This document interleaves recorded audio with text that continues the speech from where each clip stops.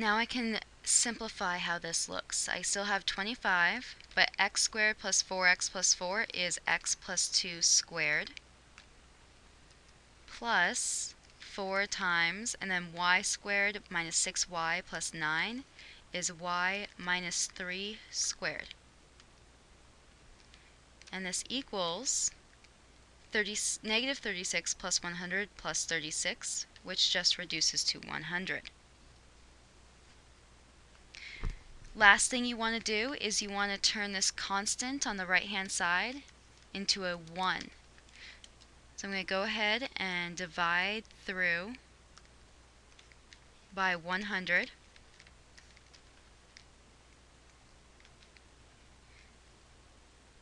Which leaves me with 25 over 100 reduces,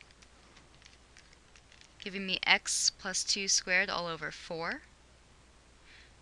4 and 100 also reduce, so I get y minus 3 squared over 25 equals 1. Now I can use this equation. So this equation tells me my center is at negative 2 comma 3. I pulled that from the squared terms in the numerators.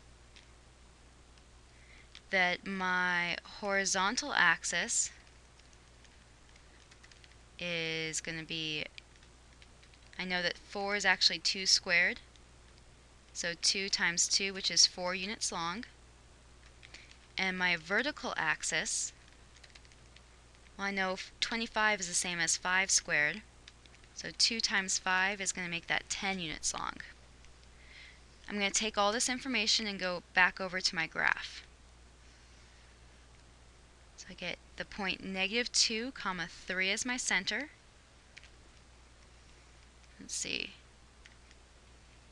My horizontal axis is 4 units long, so I go 2 to the right and 2 to the left.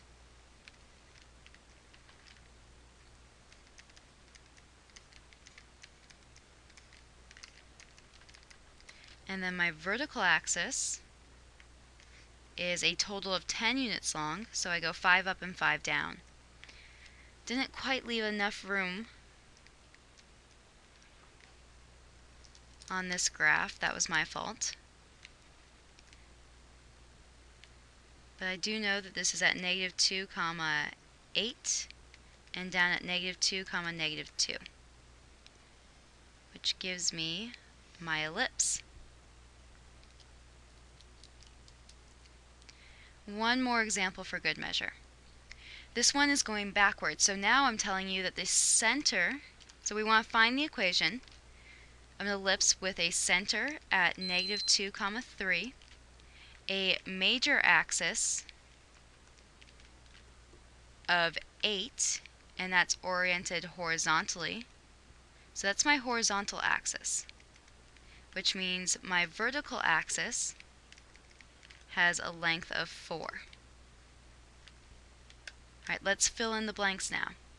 This means I have x minus something squared all over some value plus y minus something squared all over some value, and this is all going to equal 1. I use my center. The x value is a negative 2. X minus negative 2, it becomes x plus 2. Y minus 3 is just y minus 3. My horizontal axis has a length of 8. This means I go 4 up and 4 down. So my denominator is 4 squared underneath the x term. My vertical axis has a length of 4, which means we're going 2 up, or I'm sorry, 2 to the right and 2 left. So I get 2 squared underneath my y term. If I were to completely simplify this, I end up with x plus 2 squared all over 16 plus y minus 3 squared all over 4 equals 1. And that's my final answer.